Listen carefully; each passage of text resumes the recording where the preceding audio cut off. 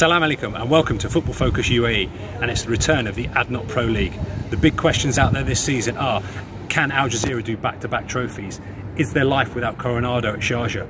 Will Bernard be a suitable replacement? Will João Pedro be the loss that everyone thinks he will be at Banyas? These are the questions going to be asked over the next few months. Roll VT.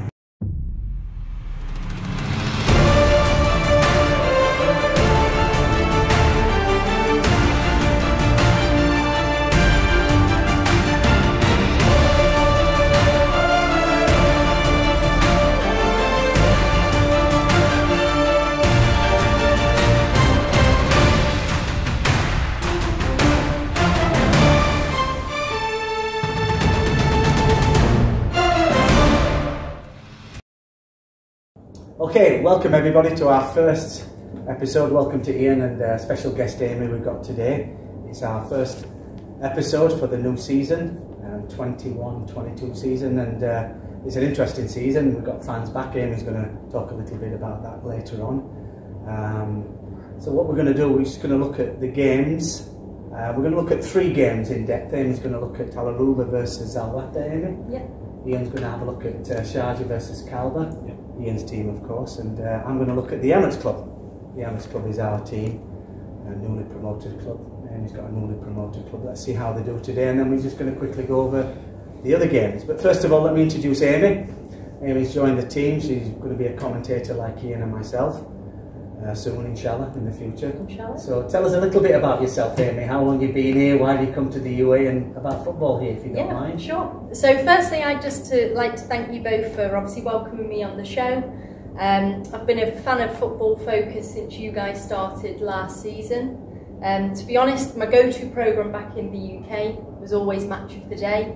Every week I was religious, just watching that week in, week out. It was a brilliant show, and I feel that this is the UAE equivalent for me. So, well, massively, they're introducing like women commentators, women presenters. Yeah, it's great to see. Really, I mean, nice Alex Scott, she's brilliant. Yeah, fantastic. Football Focus, she's excellent. And she's really up the game. So I like when she analyses. It's very good in what she says. You think, yeah, I agree. Spot on. Yeah. Really so it's just great to have a show over here where you can get a little bit of a further understanding of the game, the league, the players, the clubs, which beforehand there wasn't anything available. And we're the only ones doing it in the UAE. So credit to you guys for setting this up. I'm really impressed, and I've been following you since you started. So just a little introduction about myself. So my name's Amy Gillingham, and I'm from the northwest of England. We're home to some of the world-class clubs such as Liverpool, Manchester City and Manchester United. Personally, I've been following, passionate of the wonderful game of football since a very young age, and I've played for a number of clubs. I've seen Amy play, she's pretty good, pretty nifty. Such as Southport FC, Liverpool Feds, and my latest team was FC United of Manchester. So this will actually be my 4th year in the UAE, and I'm currently working as a physical education teacher. And the Ministry of Education, sorry, we are? Oh yes, the ESE now. So I started following the Pro League since I moved out here, but as the league has progressed, I've just watched it more and more, and it's just fantastic to see more international players coming out, especially, for example, the likes of Bernard coming from the Premier League in the UK, playing for Everton FC, getting players like him out and seeing him make the most of the wonderful country we live in, and also making the most of what the league has to offer. So, yeah. That season, we were saying last season's the best season, one of the best seasons ever. Yeah. It has really developed and progressed. So it's great to see that the international players are making the most of that. All right, brilliant, Amy. Thank you. And you'll see with the first games, it's been a fantastic first week in games. Yeah, really has. It's nice to have you on. Thank you, Amy. I hope we can get again. You'll really like an analysis of Al Aruba versus Al Wahda. Very good. We look forward to that. So let's move on. Iain, new signings. What we had some interesting. I think Amy mentioned one already. There's been some really good signings. Players moving around. There is. Yeah, I'm only probably going to touch on 2 or 3 just to keep it short. But the three main signings for me are Bernard, who we've just mentioned, coming from the Premier League. And what a debut he had. He did. He played extremely well. You know, he's a very technically accomplished player. His pace over the first 5-10 yards is really, really good. He's very sharp, gets him away from defenders very quickly. I like his strength. Right in the 90th minute, he's still running in this heat and this humidity. I couldn't believe it. Yeah, and he's not been here for that long, so you know he won't have acclimatised fully as yet. Yeah. But he'll only get better. You know, he's only a slight player. He's only relatively small, sort of 5'6", 5'7". But you know, the stature when he walks on the pitch is completely different. He's like a giant. The way he gets that ball, like I say, he's technically gifted. He's great first touch. His pace is exceptional, and he sees that bigger picture. When he gets the ball, he's already, you know, like a chess player. He's already working 3, 4, 5 moves ahead. And what I think is a huge thing for him as well, especially which is going to improve his game, is when he's playing Everton, he's playing wide left, he's trying to cut in onto his right foot. Yesterday, on his last game, or the first game he played for Sharjah, central midfield. So he's played central midfield, which means he can go either side, he can use both feet, and it means he opens up both sides of the pitch. Whereas at Everton, he was used more of that winger, knocked the ball down the line, whipped it in. Here, he's pulling the strings, and he's obviously a straight replacement for Coronado. As you'll see from the analysis. Do you think he could help them to get that league again, win it back? What do you think? He will help. It's certainly an improvement. It's a like-for-like replacement, which they desperately needed. I just don't think they've quite got the strength and depth that they had last year, and we know how they were up and down last year. They went on a magical run. It'll be interesting to see, because Amy mentioned, you'll see it in the analysis with Iain, she's mentioned a couple other signings as well. Yeah, Brazilian and a chap from the Congo and midfield centre back. They do look good, they look tasty. They do have a couple of new signings, which I feel that are going to give them strength. Yeah, have they strengthened from last season? They've certainly got players in, but they've lost a couple of key players. Yeah. I think they're going to be there or thereabouts. I think for them, Champions League would be an improvement. I don't think they're going to challenge for the top 2. Interesting. Anyway, carry on. Sorry to Sorry, new signing, old player, João Pedro. You know, leaving Banyas, going to Al-Wahda, and unfortunately for Banyas, they couldn't sign him because he'd already signed for Al-Wahda, hadn't he? And I think if they hadn't, they would have paid huge money for him. And unfortunately, he's the reason why Banyas aren't going to be in the top 2. And he's the reason why Al-Wahda could be in that top 4. Yeah. He could fire. You'll see a fantastic analysis from him. He could fire Al-Wahda into Champions League. Because he's carried on where they left off. He's powerful, he's strong, tenacious, and he's like you said. He's one of them players you hate to play against. And you want him in your team. Yeah, you do. You know, we saw him at the evening last night at the Emirates Palace, not so last week. And he is huge. You know, he's 6'3", 6'4", and he is a strong big player. boy. You wouldn't want to be against him, that's for sure. And you'll see that in the headers. His desire, his strength, reminds me of someone like, you know, going back in the Premier League, someone like Alan Shearer, or even someone like Didier Drogba. You know, the strength of him is unbelievable, and in the air, he just can't be touched. He's going to destroy them lower league teams, like they're the ones who are struggling. He's going to destroy them. As Amy brought out in the analysis of the game. Yeah, and another striker we're going to look at is João Victor from Al Jazeera. So he's coming from Wolfsburg. Looks a very, very talented player. Scored on his debut, and looks so he's linking up. He's been on 10 minutes. Yeah, and looks so he's linking up really well with Ali Makkout, and with the other midfielders there. And looks so he's very astute signing. Mubarak, with Kalfan Mubarak, seems to be playing well with them too. So interesting. So to watch out, everybody. Yeah. I like Eichmann. They brought in Ben Larby. They managed to keep Leandro, got that goal to keep him up.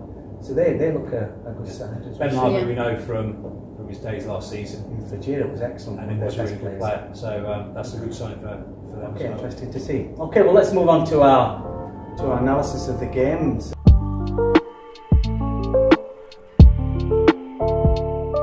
Okay, we're going to look at our first game, and we've got our special guest Amy who's going to do that.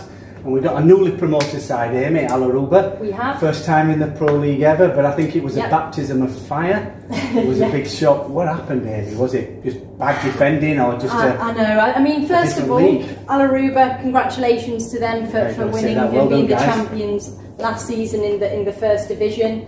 But coming to the ADNOC Pro League is a big step up for them. It seems like for Al Aruba. It really is. They've got a lot of ladders to climb. So Yeah, so the first game we're going to analyse is Al Aruba versus Al Wada. But before we begin, I just want to say how fantastic it is to see all the fans back in the stands. Really is nice. The atmosphere is just a completely different world now, and I think the players will agree and they'll appreciate the fans being back in the stands. That 12th man, they've missed him, haven't they? Yeah, they have, and the fans deserve to be there. So, you know, top work from the ADNOC Pro League, putting the protocols in place, all the organisation, because it is a big job, and just putting everything in place to make sure it's safe for the fans to return. So, top work, guys. Yeah, well, thanks for that, Amy. All right. Okay, so what was it, Amy? 4-0? Was it this? Yes, 4-0 win for Al Wada. It was okay, and to be honest, it could have very easily have been 6-0. Let's have a look then. Okay, so let's have a look.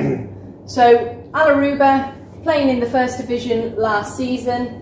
And since 2008, they've been very inconsistent. I mean, since 2008, they've been 9th, they've been 8th. It's not like they've been in the top 3 or top 4 players. It's a bit of a surprise on them coming up. Yeah, so it was a real shock them being first last season. I know the first division because of the Emirates. It's usually Dibba. Yes. Aldaid, teams like that are doing good. So it was a bit of a surprise. But yeah, so they have been inconsistent in terms of where they stand within the league. But congratulations to them, and here they are now in the ADNOC Pro League. Yeah. So as we can see here, it's the first attempt for Al Wada. And it was early on, wasn't it? It was really very early, very early on. 8 minutes in, little flick on. João Pedro gets the ball, superb strike.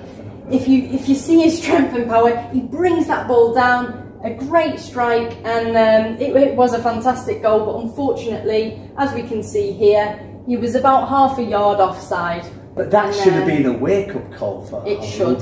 They should have thought, oh my goodness, this is what we're competing against. But so you can see clearly he was offside with that. Yeah, you get another look here.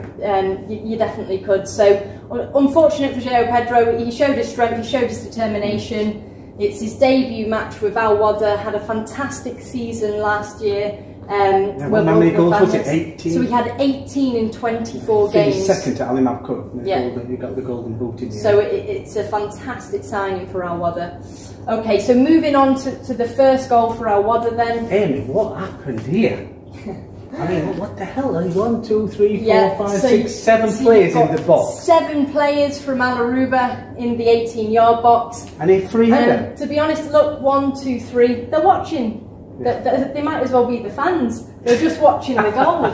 So here we are, João Pedro again, shows his strength, and in the air he's fantastic. If we just watch this, the ball comes in from the right hand side, and João Pedro springs up in the air, and if Iain was here, he'd be saying the technique and getting between the defence. He would. So in between the defence there, looking at that goal, João Pedro, about 4 players around him, and he just there was no competition. They weren't pressuring him. There was no competition, and the keeper didn't have a chance with that goal. First division defending, let's say. Yeah, correct. Now within the game throughout, Al Wada had 62% possession, and with the opening goal within the first 12 minutes, it was definitely a struggle. It could have been 2 or 3-0. Yeah, by that point, minutes. Definitely. It really is a rude awakening. It is. What about this goal, Amy? So if we look at the second goal then, so we've got the Syrian player, Omar Kabin. Fantastic, okay? Another brilliant header. Were these 2 players a difference, Amy, would you say? João Pedro and Omar? To be honest, for me, they were definitely the difference for this game today. They were definitely dominating. The power and strength that they have is incredible. So if we just take a look, go back a little bit here. They made mincemeat by the looks of the game. I've seen the game. They just made mincemeat of that defence. Yeah, they certainly did. And for me, I think what happened, you had the defenders probably focusing a little bit too much on Pedro because of the previous goal. Which gave Omar space. Yes, looking out for Pedro, gave Omar a little bit of space, and he took the opportunity and scored a superb goal. He's doing well. Last season he come good towards the end, and he's obviously carried that on from last season, Omar. Yeah, so Pedro and Omar are definitely the dominating players for Al Wada. They look phenomenal them too. Okay, so we're just moving on now to the third goal for Al Wada.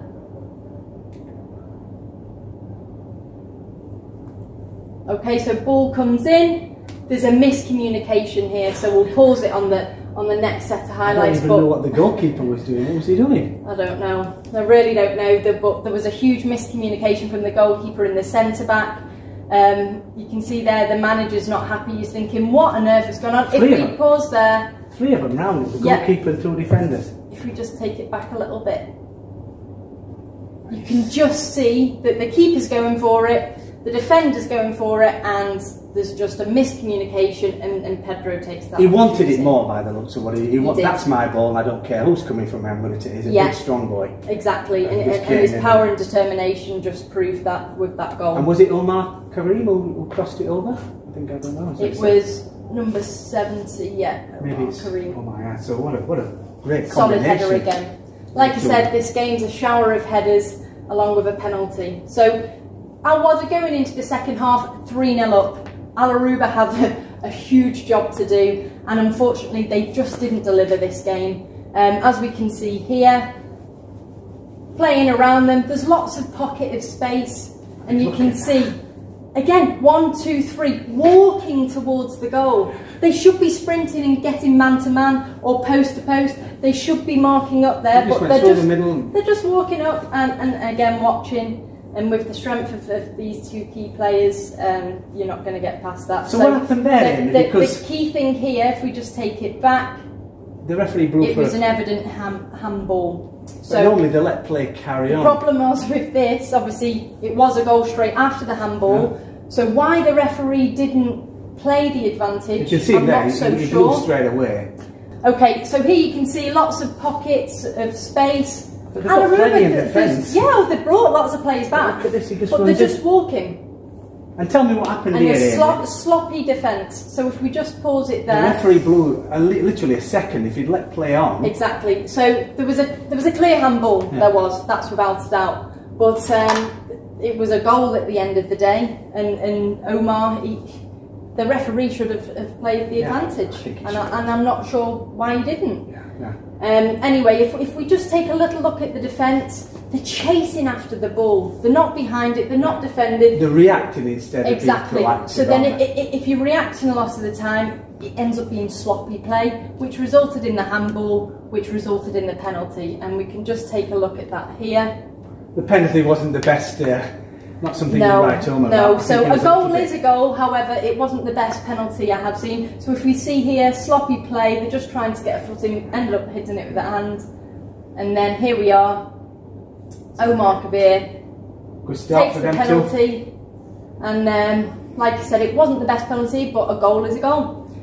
He takes it, strikes it, bottom right hand corner. And keeper was unlucky, to be fair. Yeah, just squirmed underneath. Yeah, just trickled in underneath. He got a hand to it, but it just wasn't enough. And that took Al Wada 4-0. Yeah. So tell me, Amy, you've seen Al Wada. Yes. How do you think they'll do this season? I think they'll be definitely a team to watch. To be honest, I think they'll be top 4, top 5 at least. And if we just pause it here. So we've got again. Where's he gets all that space? Lucas, nobody's challenging him. Fantastic Brazilian player. He gets the ball. There's so much space around him. He's just shot from here. Who's pressing him? Who's giving him the pressure? Nobody. A quality player like that, you cannot give him time. Exactly, and and especially in this league. It took a special save to stop it.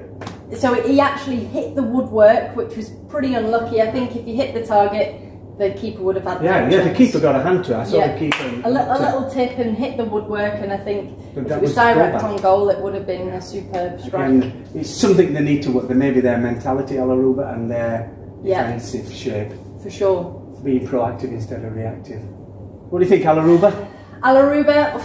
As you saw it, I predicted them going down. I'm very excited for them because it's a brilliant opportunity to obviously be in the ADNOC Pro League, but it's going to be a struggle. And they've got a lot of work to do. But you heard it from Amy, going down. But good luck, guys, and fantastic result last season. And I really hope you do fantastic with the ADNOC Pro League. Yeah, let's hope so. Thanks, Amy. That was a brilliant analysis of that game. All right, let's move on to our next one.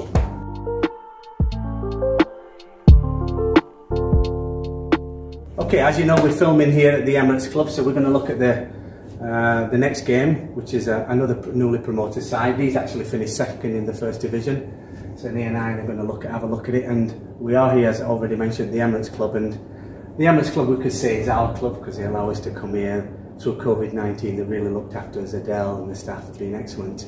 So we wanted them to do well, Iain, but I've got to say, it wasn't Alaruba, as you just saw that wonderful analysis from Amy. It was I don't know, they came with this game plan, Iain, of defend. Let's not lose the game. Let's nick it from a break. And they have the players to do that, I've got to say.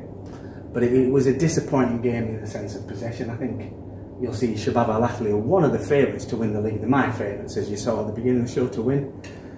They're still not quite there. It's still early on in the season, and it was a chance for the Emirates Club being at home, but Shabab Al Ahly had 80%, 78% of possession. I mean, that's ridiculous.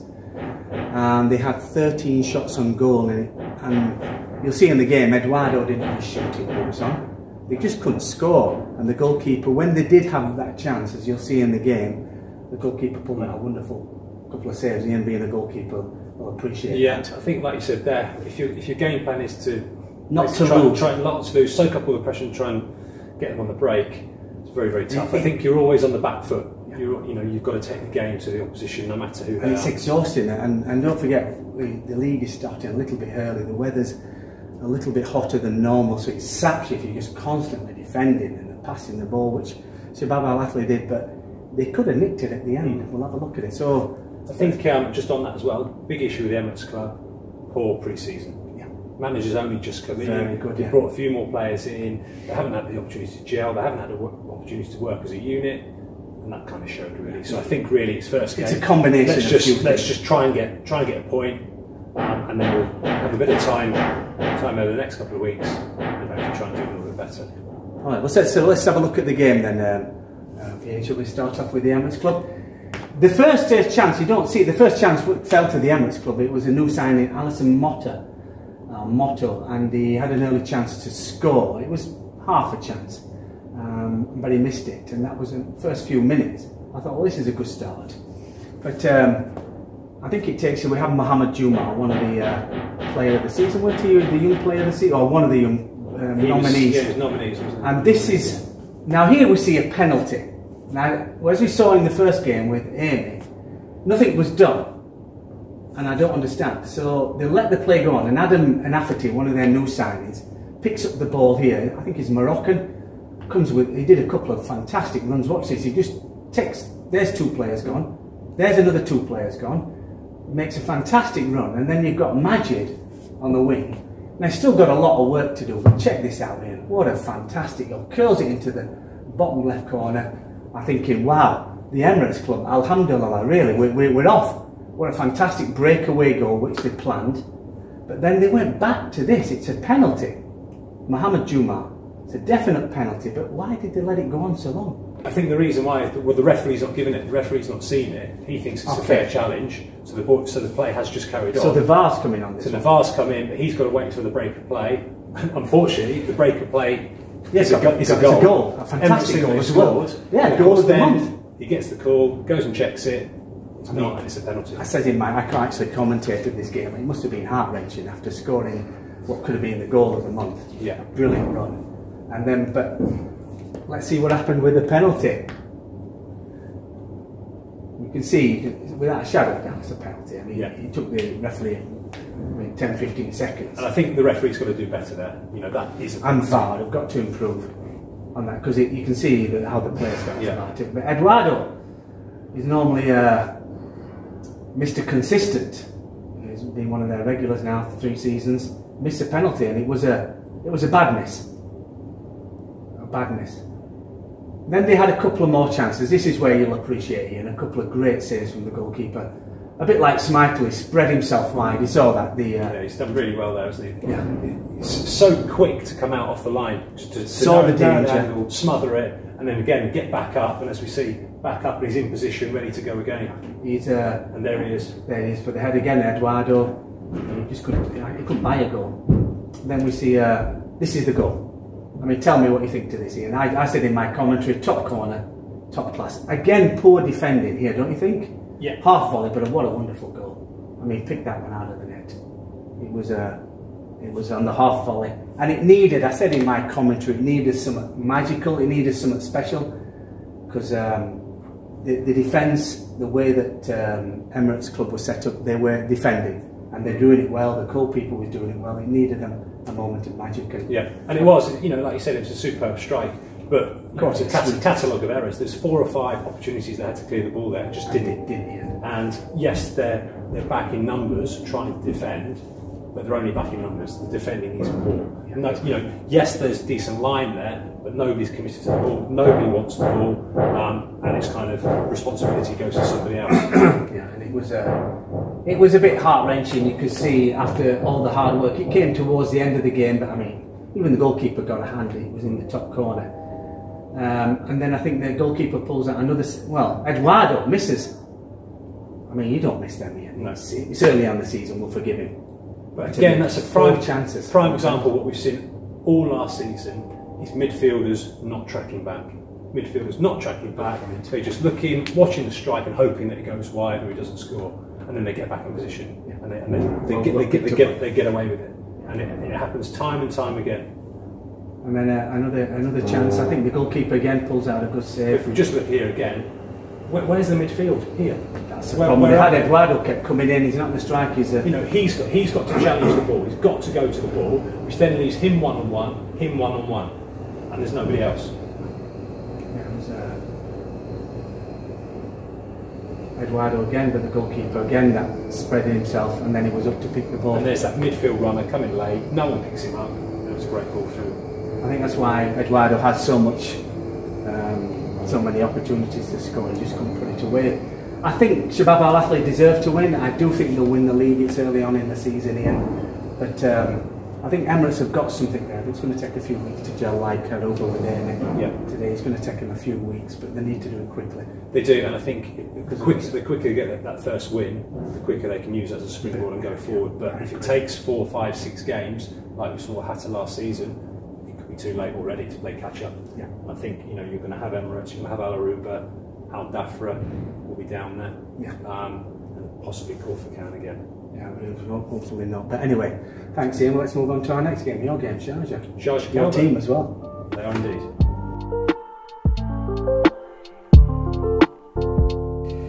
Okay, so moving on to our next game, we've got Sharjah versus Kalba. A fantastic result for Sharjah, a 1-0 win. So Iain, would you like to take us through the analysis? I will do, yeah, thanks Amy. I think the big question going into this game is life without Coronado. Can Sharjah replace him?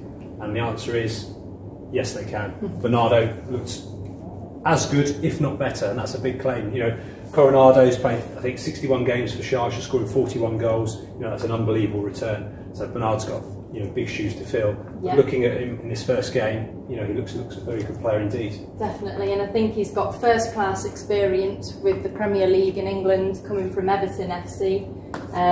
You know, it's fantastic experience, which will bring a lot of strength for Sharjah. Yeah, I agree.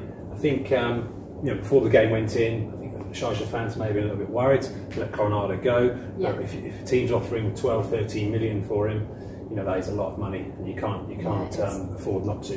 And I think they brought Bernard in for $1 million, so that's a brilliant bit of business. You know, playing under Everton, 70 odd games in the Premier League. Yeah. You know, the only reason he left because him and Ancelotti didn't see eye to eye.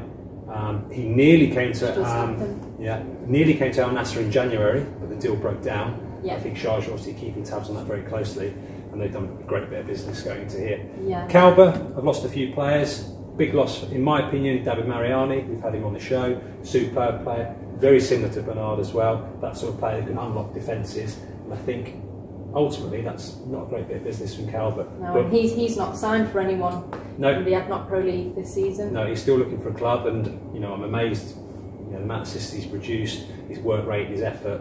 You know, someone's got to pick him up sooner rather than later. Yeah. But let's go and have a look at the action. It'd be a shame if they don't. So straight into the game, Sharjah on the front foot. It's quite an even game in terms of possession, passes, shots. But again, I mentioned previously before in the last game, prime example of midfielders not tracking back, defenders not getting the body in the right position.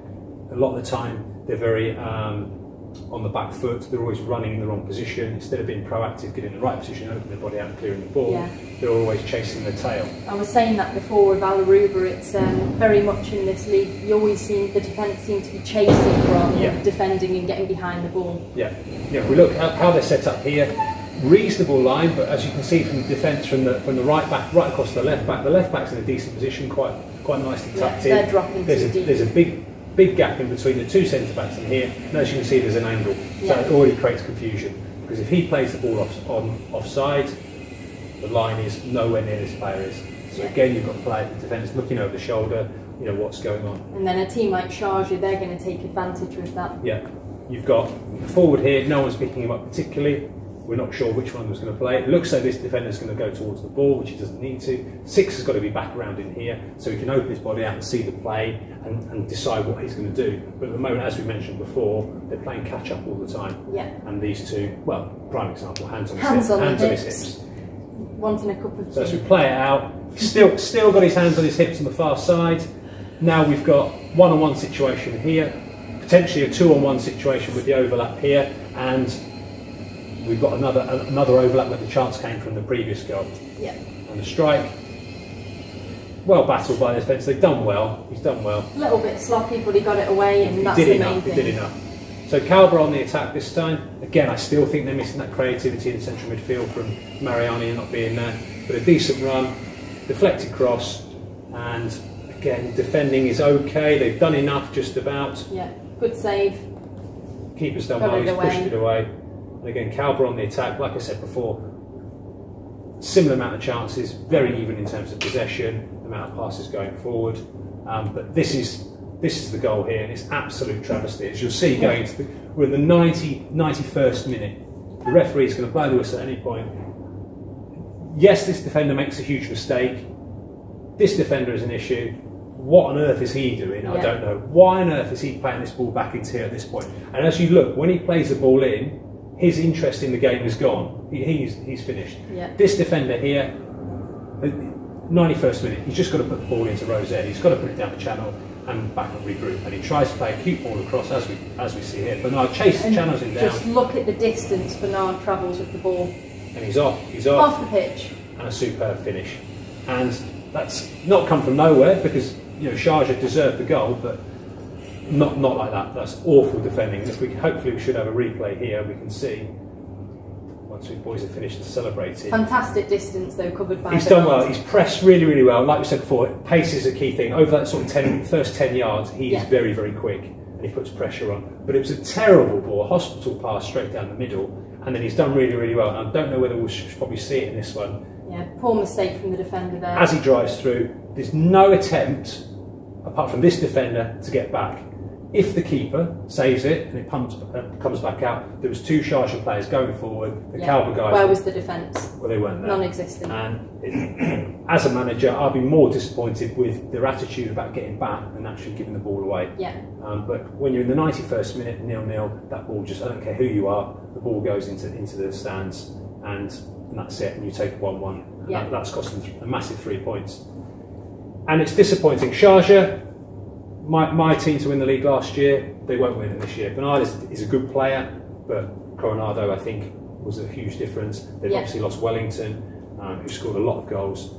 And they have brought in a couple of decent players. They've got the Brazilian midfielder and a chap from the Congo. Yeah. So they've come in central defence and midfield, so they may give the team a little bit of strength. I think the big question with Sharjah is, which we saw last season, that when it gets tough, can they handle the pressure? Yeah. And they couldn't last year. They were very good when they were winning. Everyone was paying each other on the back. They were playing some lovely football. But when they started losing, there was a bit of attitude between the players. It didn't sit well. They changed the formation. They changed the way they played, the style of play, and it just didn't work. And they ultimately missed out on the Champions League spot. Going into the final game of the season, they needed to draw to get that final position, and they didn't do it. Calber, they've got Malapa up front. If you can get the ball into him, he'll score goals definitely.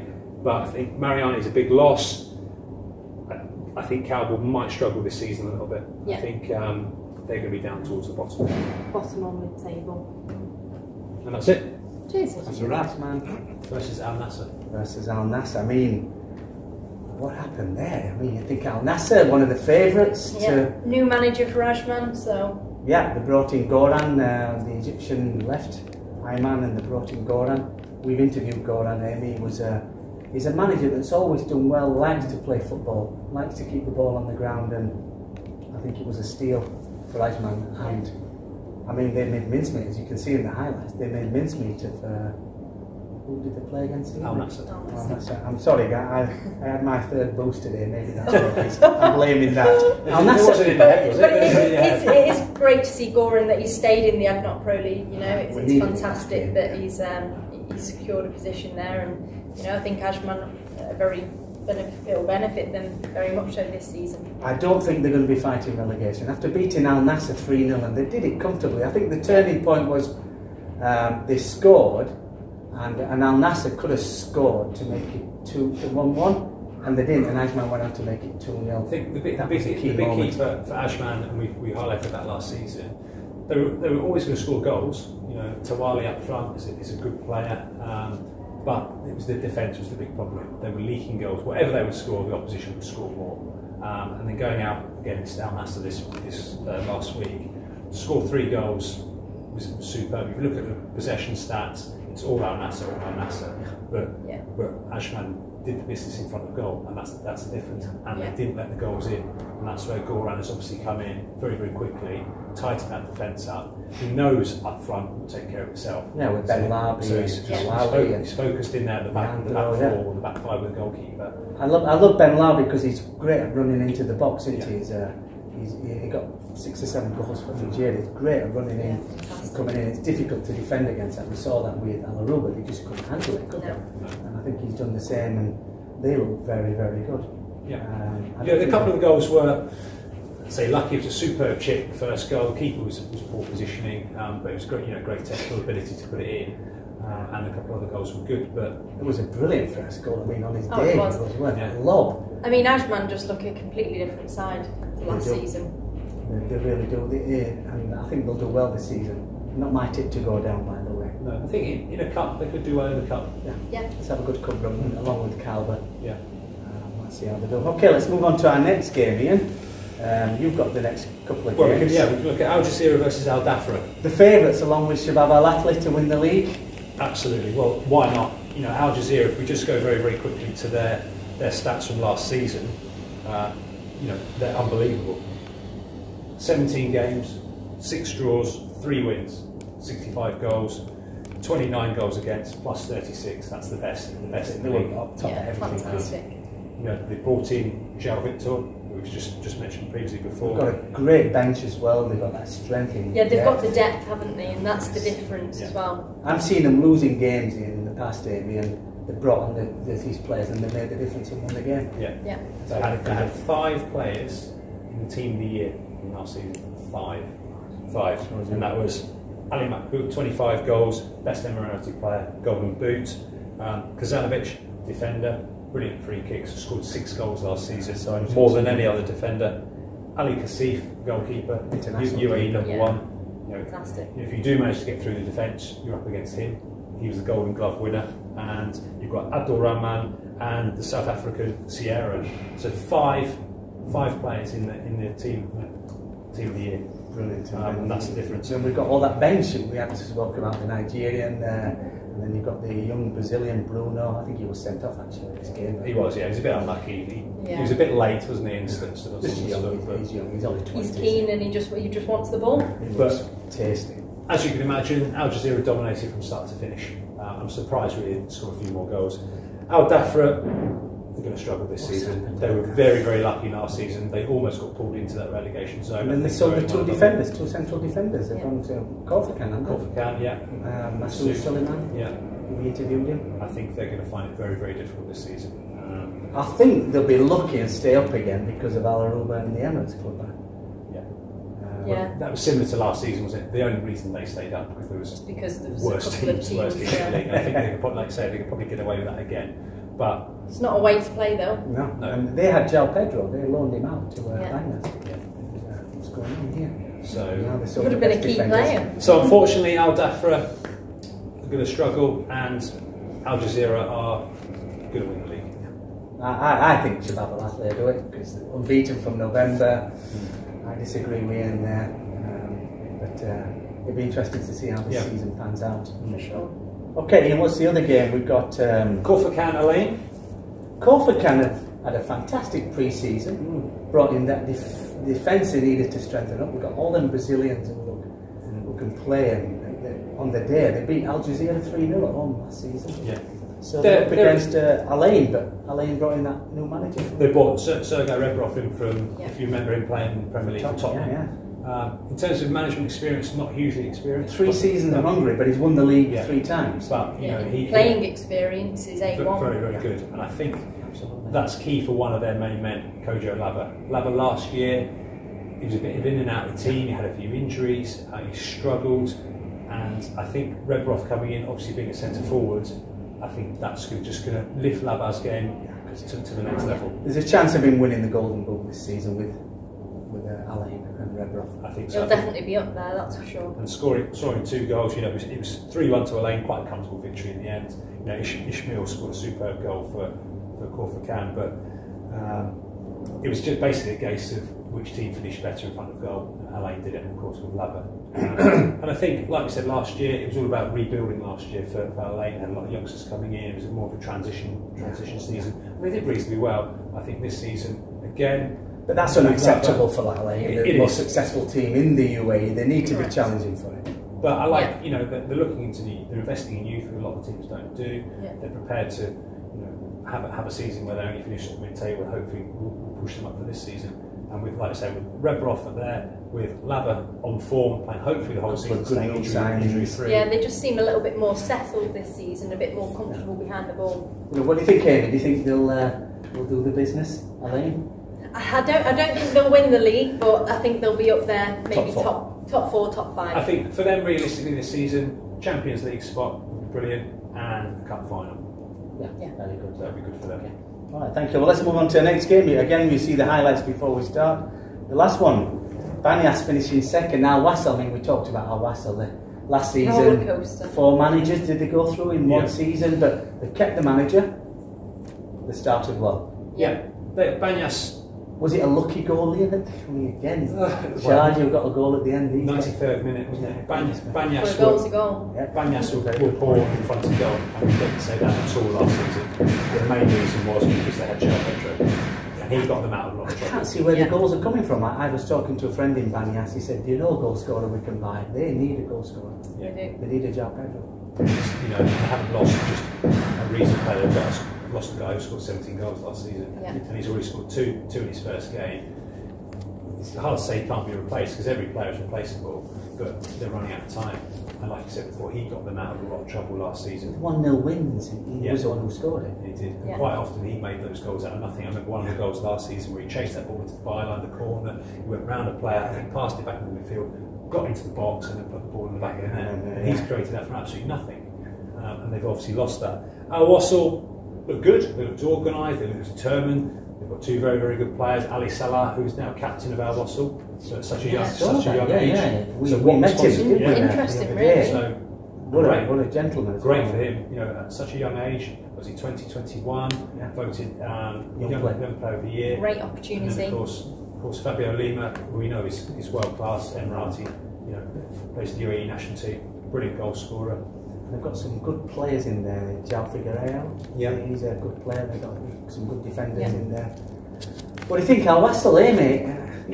Again, I think there's a lot of teams who are there or thereabouts. The Alains, Al Wassel, Al Wadda, that sort of area now that could challenge for. It's going to make it interesting. Yeah, I think for me, a lot of the average teams last season, they've really strengthened this season. They've put a lot of time, a lot of effort into pre-season, new signings, and I just think a lot of teams have upped the game. A team to watch out, Al Wassel, I think, this season. I think they can surprise a few people. I think it's going to be a little bit closer in terms of that top 4 or 5, but I think the top 2 will be Al Jazeera and then Shabab. Yeah, I totally agree with you. We'll see how it's going to be interesting to see how. Okay, well, thanks everybody for listening. And now we're going to look at the games a little bit more in depth. I'd like to say thanks to Amy and Iain as always for his great analysis. And remember, guys, please subscribe. It's a new season. Our subscribers are getting there. We're nearly hitting the 1,000. And We're getting lots of comments here now. It's been really nice. Very It's positive. brilliant. Again, we got from all over the world, from Brazil to Colombia to England to Africa, here in the UAE and different places in the Middle East. Thank you, everybody, and keep the comments coming. We really enjoy them. And finally, we're just going to finish off. We've said who's going to win the league. Iain, who's your favourites to go down? Shall I start off? I'm going with Amy, Alaruba and Emirates. I think they're all going to be very, very similar. I don't like to say the Emirates because it's my club, but I'm sorry. That pre-season, they didn't have time to prepare. No, they're going to struggle. I appreciate we're only one game in, but Alaruba look weak. Yeah. But, you know, I appreciate João Pedro is in a class of his own, especially with the ball in the air. But not even to make any sort of attempt to challenge. They didn't even look interested. This is their first game in the Pro League, first game on TV. Just felt as if they were watching a lot of the time. They looked like maybe it was just perhaps a bit of in awe.